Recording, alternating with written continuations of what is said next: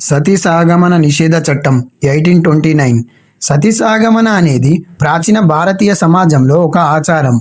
భర్త మరణించిన తర్వాత భార్యను కూడా భర్తతో పాటు చితిపై దహనం చేయడం. రాజా రామ్ మోహన్ రాయ్ వంటి సామాజిక సంస్కర్తలు కూడా దీనికి వ్యతిరేకంగా ఉద్యమం చేశారు. 1829లో Lord William Bentinck Bengal governor general ఈ చట్టం ద్వారా సతీ సహగమనాన్ని శాశ్వతంగా నిషేధించారు.